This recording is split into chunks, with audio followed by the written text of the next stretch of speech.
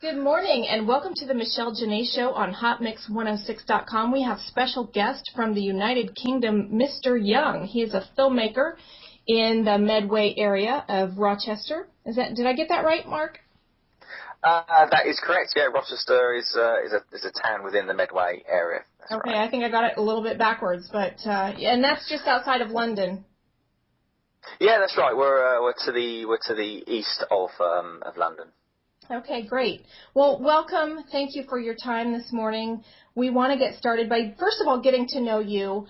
What is it? Tell us, how you were brought up and how you got into film, and then maybe go into some of the films that have inspired or influenced you as you started your film career. Well, good question. I didn't grow up in Rochester, Medway here. I was actually born and bred in Birmingham, which is the second city of the UK. Big city, working class background, but not an awful lot going on there actually. Strangely enough, creatively particularly. But I always felt that I was a kind of creative person. I had stories in my head and things like that, but never really knew as a kid really what that really meant or what I wanted to do with that. And then I think it was only when I was about maybe 15, 16, 17, something like that, I saw a few films that really influenced me, and then from that point on, I thought to myself, I think film is where I want to go. I think film is going to be my means of expression mostly. I know you and I have chatted before about films, and of course the films that you look at when you're growing up are obviously the hugely influential films on filmmakers, things like the Russian documentaries of the 30s, the surrealist films of Salvador Dali, things like that play a big part, I think, in any filmmaker. But of course, then you grow up in a certain era, and that influences you. I was always a big fan of the Hollywood comedies, the Ghostbusters of this world and things like that, which I thought were absolutely terrific, brilliantly made pictures and just genius scripts. And of course, you had the British comedies of the time as well, the Monty Python films and films like With Niall and I. And if you don't know that, your listeners should check that out. It's a great film. Which is strange because I don't actually write comedies, or at least I haven't up until this point. My films are much more influenced by the likes of David Lynch, and who I think is a terrific filmmaker. I think he's my favourite filmmaker, and every time I look at his work, it just takes me to somewhere else. I think he taps into something very unique as an individual. Well, they have something more, it's darker and a little bit more psychological. Certainly not that comedy doesn't have its psychological bent, but, it's, I don't know, maybe more profound, some of David Lynch's films. Yeah, I think so. I mean, there certainly is comedy in there, but it's yeah, you're absolutely right. It's more like a dreamscape, isn't it? It's more like a very disturbing dream, but there's just something about it, and I can never put my finger on it, why it influences me so much. I look at it and I think, my goodness, and I can see the shots that he's used, and I just find it a tremendous influence. And if the stories are incredibly unique in that they're not necessarily linear, they're kind of circular stories. You could start off almost at any point, and if you run the film round in a circle, it would still kind of make the same sort of sense, Yeah, that's a great observation, because a lot of people don't necessarily look at films that way. And of course, with your background and study, I'm sure you go in and analyze. Well, that's right. I mean, when I was growing up, I did a couple of film courses, film studies and what have you, and they're not necessarily the way to enjoy films, of course, but they do get you to understand and analyze what directors are thinking, and certainly from that point of view, I think that does help you actually as a director to understand what you want to do. I don't think as a director, it doesn't necessarily help you to understand what another director wants you to see, but it certainly helps you think about what you want other people to see, if that makes sense, to sort of how to stamp your own vision onto your film and how to get that across. I think that's useful. That's Sure. I think it's like listening to other people's music in order to put your own out there, or reading other people's books before you write. I mean, it just adds to the depth of your own experience and how you portray that to other people. Absolutely. Well, good. Tell us about your first feature film. I've been able to watch the trailer and even listen to some of the music from it. It does have a darker feel to it. It really does, doesn't it? I'm glad you picked up on that, actually, because after making a number of short films for a few years, I thought it was time to take the plunge, if you will, and get into making a feature film. And I thought the best way for me to do that as an independent filmmaker, with no budget behind me, was to do a documentary, because not only that way can you do it relatively cheap, you can. It's a good way to get into stories, and you can shoot as well, where you don't have to sort of worry too much about script. You can just shoot, and then you can build the story backwards, if you like. And I went to a town in the Canadian Arctic called Inuvik, and I went up there. I volunteered in a school, so of course that's how I got up there. That's how I funded myself. So I was working in a school for 5-6 days a week, and the times I had off, I was shooting around the town and chatting to the people there, and it soon became clear to me how this documentary was going to pan out. There's going to be 3 strands to it, but yeah, I mean, Inuvik, I love the place. Oh, it was a terrific place. It's a life-changing place, I have to say, and I think anybody who's been to the Arctic will probably tell you that. And one thing I know, I just wanted to comment, because in the trailer I was noticing one thing that really, really stood out to me was the fact that the people up there, I don't know where it was said, if it was in the summary, if it was your summary, but people are kind of more on the edge. They're a little more real than the blandness of us down here below. Absolutely. There's something about a combination of the landscape and a combination of I guess the mix of people there. Of course, you've got native people who've, of course, been up there, thousands of years, and then you've got white people who've relatively recently come up to join them, for work purposes, and it's a really interesting mix. It's absolutely fascinating. I mean, the town is. It does have its dark sides, of course, and I didn't want to dwell too much on the dark sides, which people know about. People know about things like, the high suicide rates and stuff like that. So I touch upon those sort of things, but don't really want to go overboard on those. I wanted to sort of look at the everyday life, if you know what I mean, and sort of talk about those sort of things, and then you can kind of get your own sense of the underlying darkness that is sometimes there.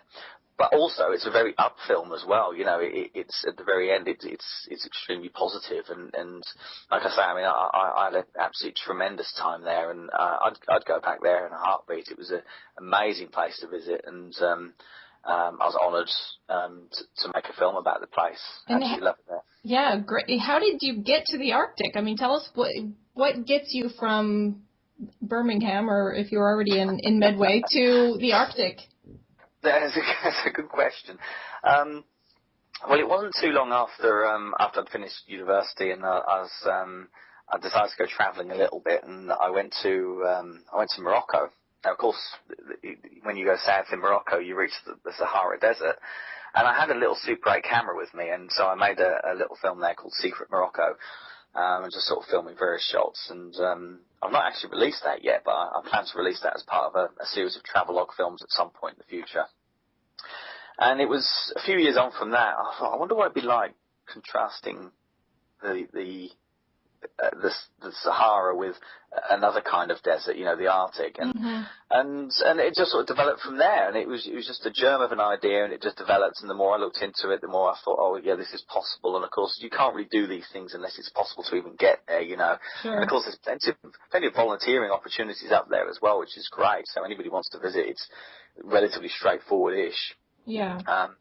And it just came about like that, and I got myself a decent camera and took it up there, and nobody knowing whether or not it would cope with the temperatures, that sort of thing. And I don't think even Canon, who I was using at the time, I don't think even they realised whether or not the camera would work in those sort of temperatures of -40. But I tested it, and it was fine. And yes, that's how it came about. It sort of came from that little germ of an idea, and it just grew and grew and grew. And then, of course, it took me Somewhere in the region of a couple of years to edit. I had 30, 40 hours worth of footage to sort of get down, and to try and package it into your first feature film is quite a tricky thing to do. But I did it. It worked. It was screened at it was screened in New York. It premiered in New York actually, and then went on to Chicago, and then I did a short tour of the UK with it, and it's been on TV actually. It's been on TV here in the UK in 2010, 2011. Just a small cable channel, but it was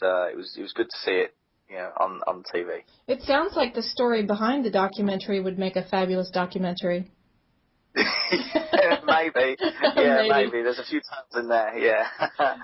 If there's footage of it. But now you're actually working towards a second feature, correct? A surreal horror. And tell us a little bit about that. Absolutely. Well, again, after East 3, I sort of went back into doing a couple of short films again. And the great thing about short films is you can do them quickly. You can write something, and I know other people work differently, but I tend to see short films as something where you can really, it can be immediate and it can be really vibrant. So I think you can write something quickly. You can get a couple of people over who are good actors or whatever, and you can shoot it very, very fast, and I edit it very quickly, and I like that immediacy of short films. So I went back into doing some short films just to, increase my skills, if you like. So I had a few stories I wanted to tell there, and of course as time goes on, I think I'm ready now for the second feature, and I'd actually written 2 features by this point, feature film scripts.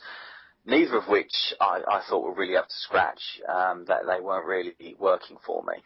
And then a third idea for a feature came along, which is a World War II drama.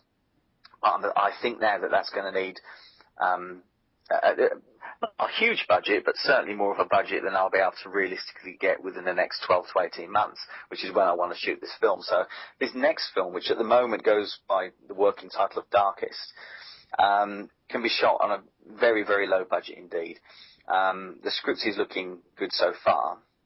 Again, I won't know until I've finished it, of course. Sure. With any luck, it will be ready to shoot next summer, if not the summer afterwards. And I'm really excited by it. It's going to be it's going to be interesting to go from a documentary to a narrative. But that I'm used to shooting narratives. That's what I do for the short films.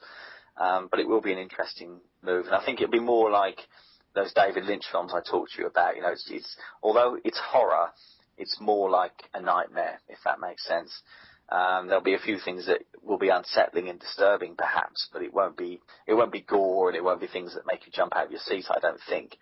It would just be things that sort of put you on the edge of your seat. That you take to bed with you and would want to forget. Absolutely, yeah, I think so. I hope so.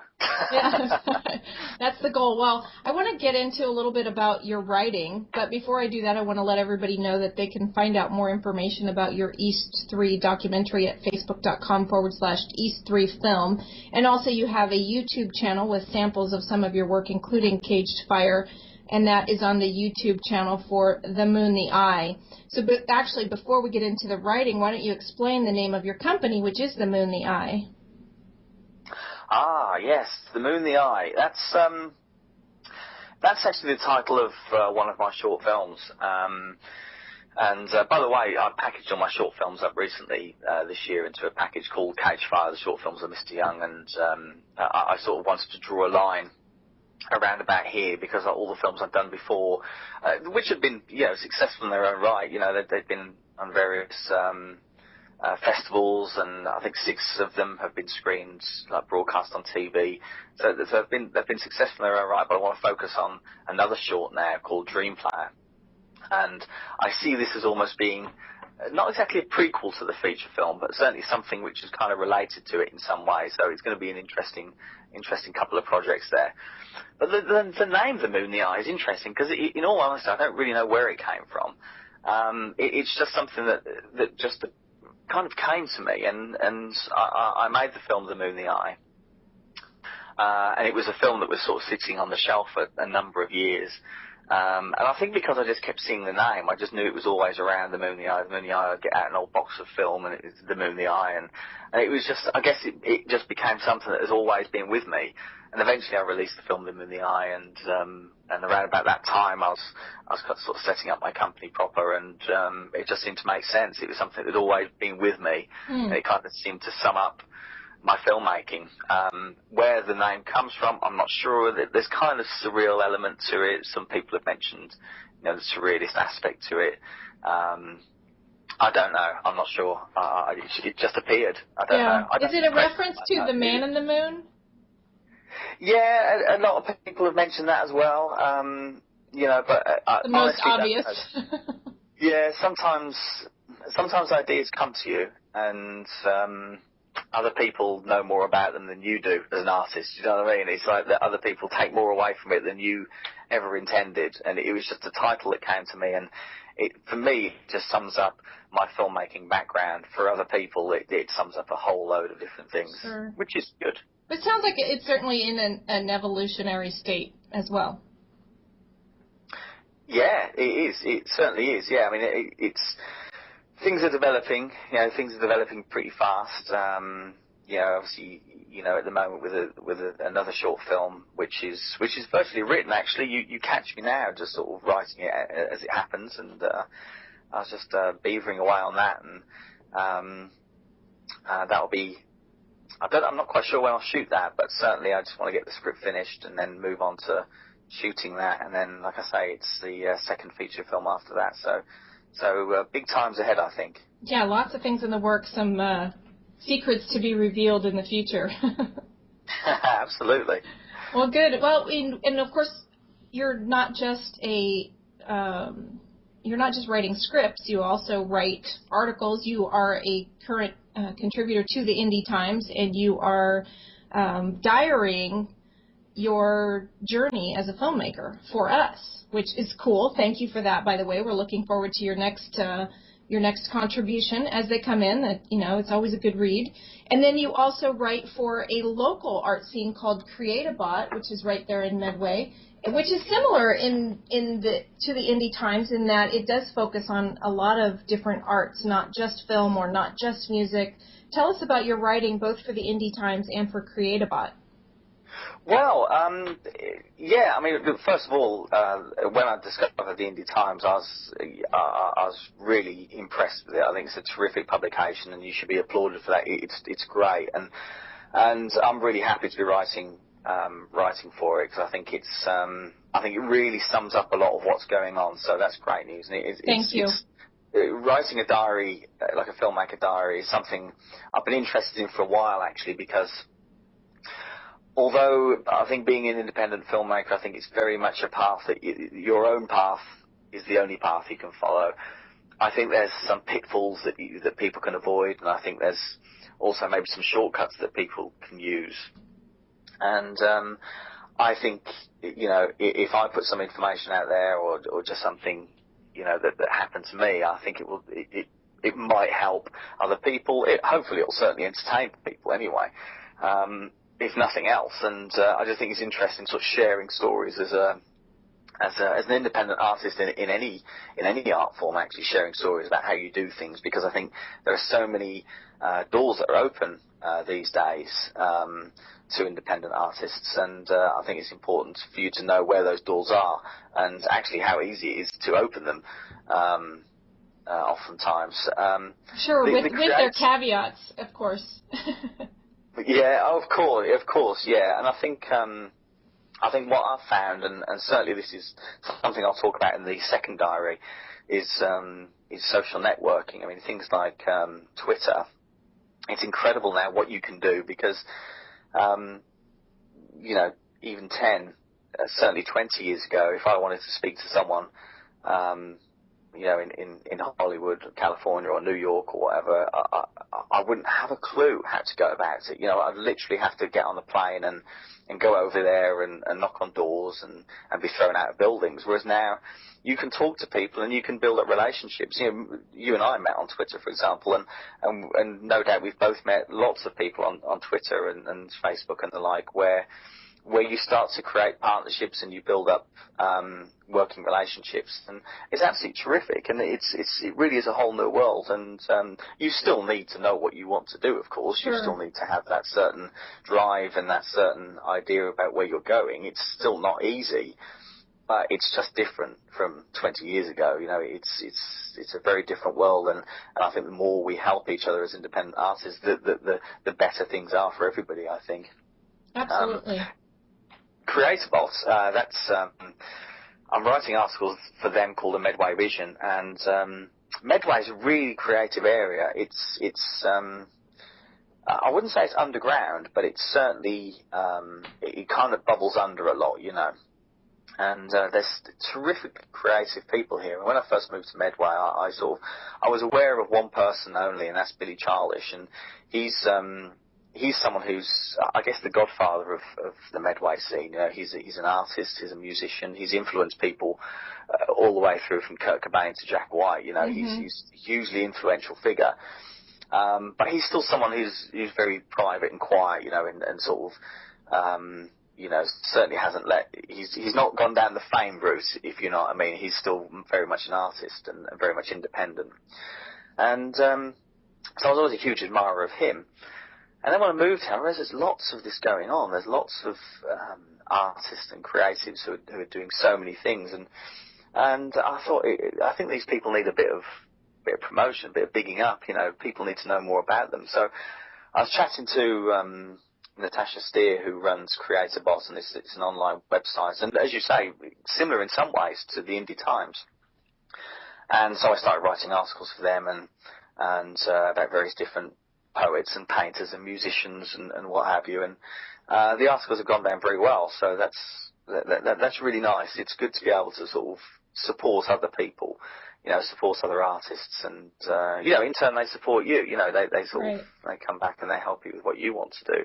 Well, and speaking of this film festival and working with CreatorBot, you've got Medway Visions, which is your film festival coming up, and it looks like the collaboration is growing between The Moon, the Eye, of course, Medway Eyes, CreatorBot, T Medway, and Sunrise Community Solutions. So shout out to all of them, because that's huge to be able. First of all, I think that you and I both know that as independent artists, we need to collaborate and we need help, and there's nothing that you can do on a large scale on your own. What does it mean to you to be able to collaborate with these other groups, and how does that enhance a film festival for, you know, planned now for 2013? That's just right around the corner. Yeah, do you know, it's just immense. I mean, I met with these people recently, and it was great. It was absolutely terrific. I mean, I've had this idea for this film festival now for some time, and when you're doing things away from, you know, like the big councils and stuff, and you're doing the things away, which is pretty independent, you can't really do them on your own unless you've got a huge company which has got lots of money behind you, you know, you've got a huge income. Then you can't do it on your own, because you need personnel, you need people with skills and experience. And of course, so, yeah, obviously my company, The Moon, the Eye, I said we're very happy to run this, but it can't happen with just me. It needs to happen with the community involved. Medway Eyes are great. They've been going for years. They've been supporting local artists for years and years now, and they're really strong. They know a lot of people. So they're going to be running a couple of different stages, if you like, you know. CreatorBot, as we know, you know, they're very well connected. You know, they've got lots of inroads and things that we can use and people we can chat to. And Team Medway, they're concert promoters. They put on various concerts, and so they're sort of going to do a music side, if you like a Medway Sounds, if you like, to sort of complement the Medway Vision.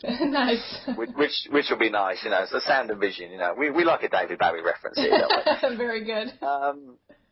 And so yes, we're really looking forward to that. It's going to be very, very exciting.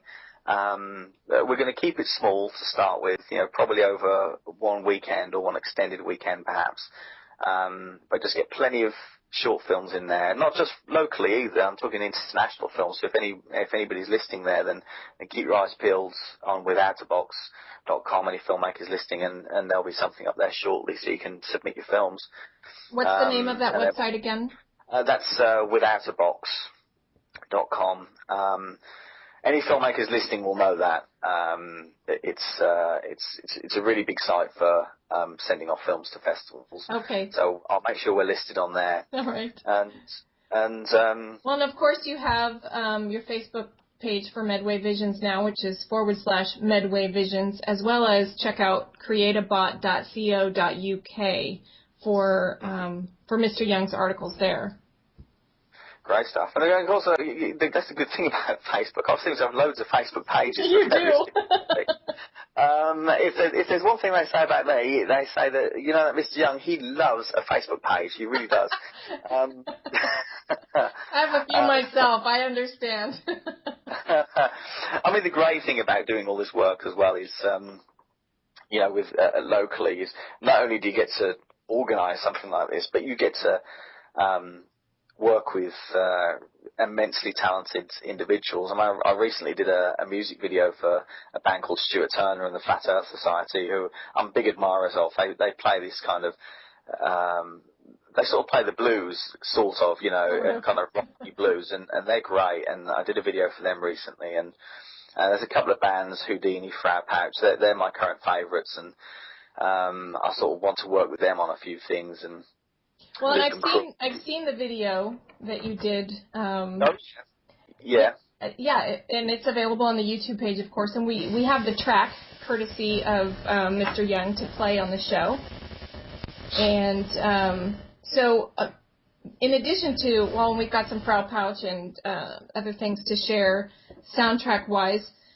So in addition to video, again, that's back to the film, but musically you have an inclination as well. I understand you call yourself not a musician, but a soundscapist. Yeah, we was talking about this, weren't we? And, yeah, I remember. If you don't play, I think if you don't play an instrument, you're not a musician. I'm certainly not a musician, but I do like to play around with sound. That's not true in my definition, but. Yeah, I guess that is true. That is true. I do understand what you mean. There's a musician inside of you. Professional, maybe not, but you can keep a transistor radio in your pocket, then you can carry a tune. Do you know what? I think as a film director, you need to know, or you need to have a really good appreciation of music, because to get your soundtrack right, you need to know whether something's working. And that's very different, I guess, to if you're out in a venue playing in a band, I guess. But sure. You certainly need to know what sounds right visually, if that makes sense. And yes. When I listen to bands, obviously I can listen to bands and just enjoy them for the music, of course, but certain bands I listen to and I think, oh, that could just work visually as well, So the Seventh Adventure Recordings thing came out of me just playing around with my own soundtracks, effectively, just making various soundscapes for my films, and so I think quite a few of them, actually. I can't quite remember how many. Certainly The Moon in the Eye, Cage 5, VHS, all the music was done by me. I would call that a musician, but okay, you're a soundscapist.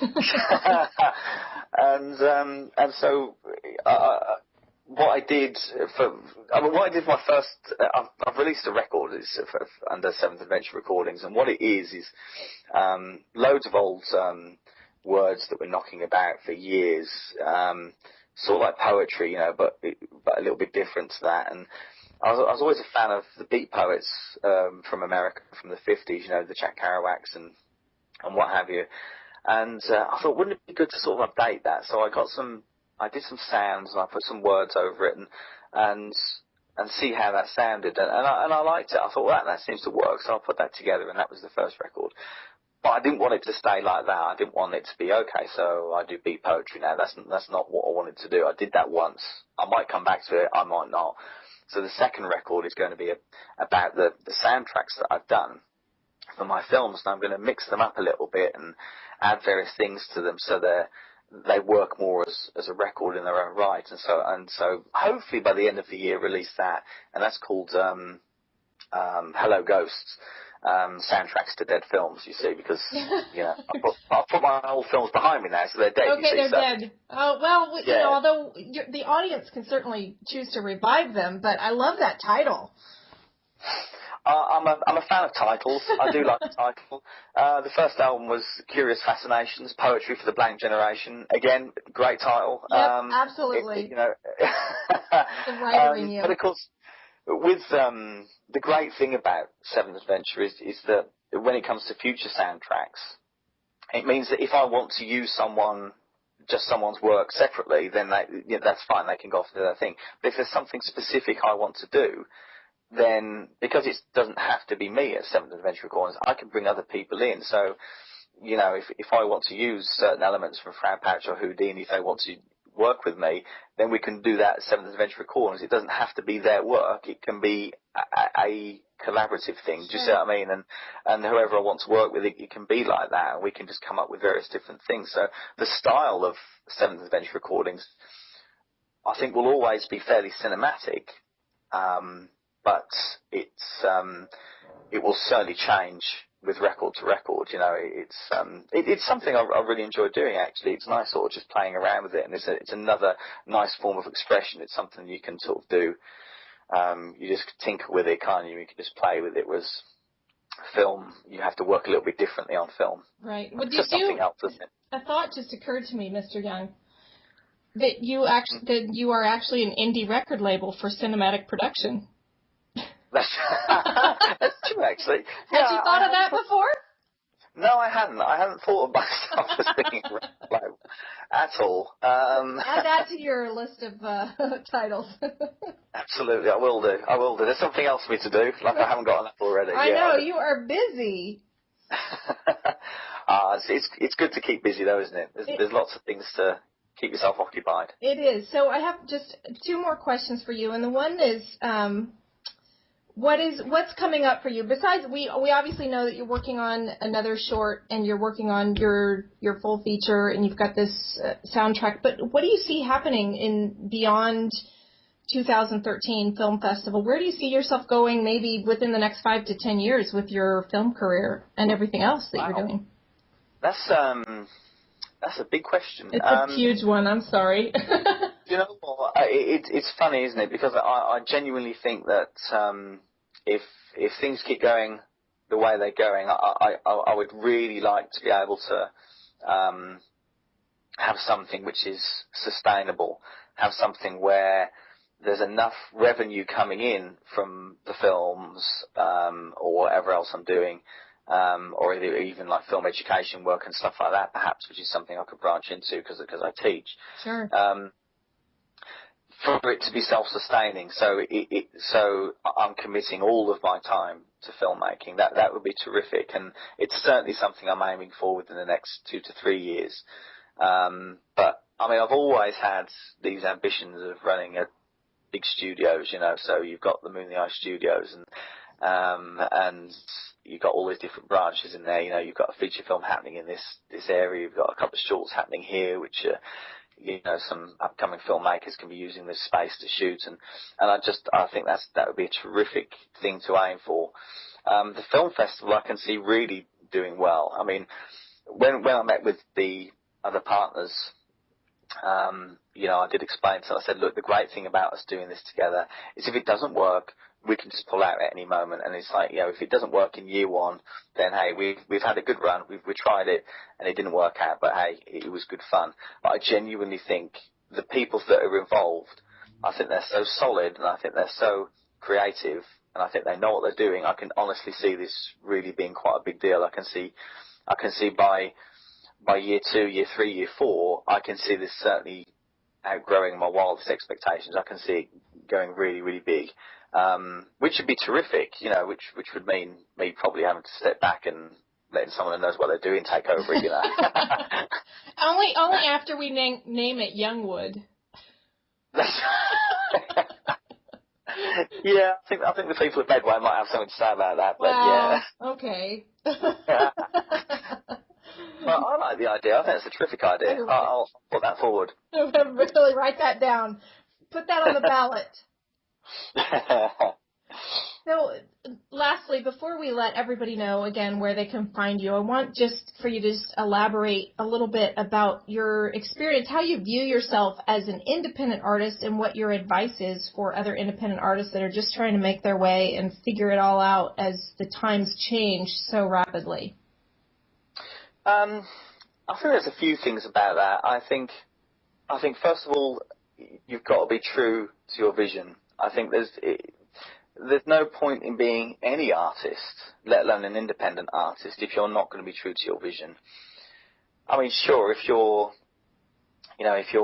start working for a big studio or you get a big record label behind you, of course, if they're paying you lots of money, then of course you're going to have to start tweaking some things. That's just the way of the world. That's the way things are. But while you're independent, don't tweak anything. Do what you want to do. Mm-hmm. Unless someone starts chucking huge amounts of cash at you, don't change anything. Just keep doing what you want to do. And just, and keep collaborating, keep chatting to people. And I think it's very easy. I'm certainly, very much, I guess private, kind of, believe it or not, fairly shy, strangely enough, although you wouldn't necessarily think it. And so it's quite hard sometimes. I think a lot of artists think that as well, to sort of go around and networking and chatting, but it's worth it because we're all in the same boat. We're all here to help one another, actually.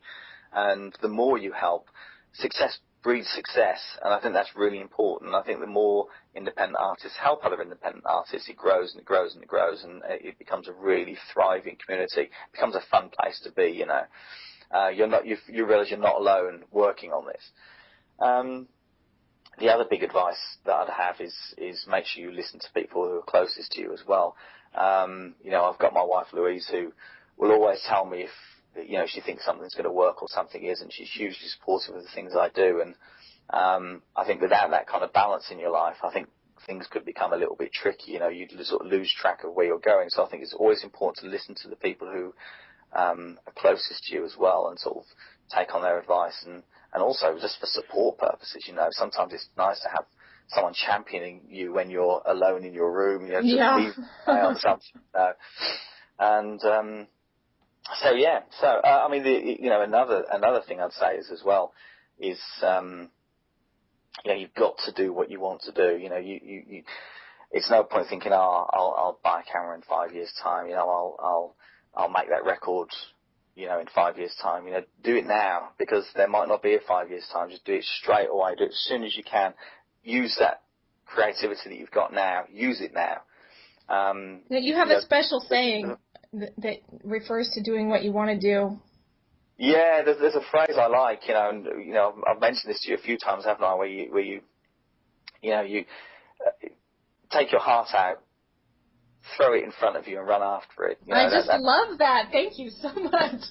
I'm so glad. It's a nice phrase, isn't it? It is. It just stuff so much. Well, it's very visual, and I think coming from someone who's a film director, a filmmaker, you just bring the visual instead of do what you want to do. Of course, says something, but it's not visual. But you put it into the visual, like it could be in a music video or a short film or something. It would be a pretty sick short film or music video. No. We could do a caricature or something of that nature. But you do go dark, so. Yes, that's true. That is true. Who knows what it would end up as? That's right.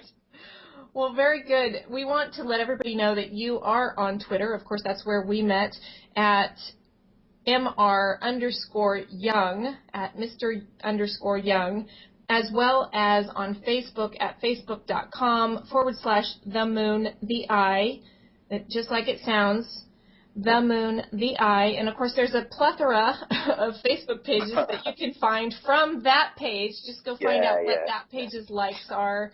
Of course, East 3 Film, /Caged Fire. Check out creatabot.co.uk, facebook.com/Medway Vision. Give Mr. Young a shout-out on Twitter. Ask him questions. Follow up. We really, really enjoyed having you on the show today. Oh, thanks. It's been an absolute pleasure. It's been a big honour to be talking to you. It's been really, really nice, and I hope to meet Hope to maybe be over in the US of A at some point, and maybe meet you and some of your listeners and chat further about independent stuff. That'd be great, wouldn't it? That'd be awesome. And having just viewed the Olympics, London is calling. Absolutely, it's calling all of us, isn't it? It is. It was beautiful. So lots of cinematic effects especially in the opening ceremony, and certainly just an amazing job. Hats off to the UK. Thank you again, Mr. Young, for being on the show with us today. Thank you very much. Thank you. Right on. This is the Michele Jennae Show on hotmix106.com.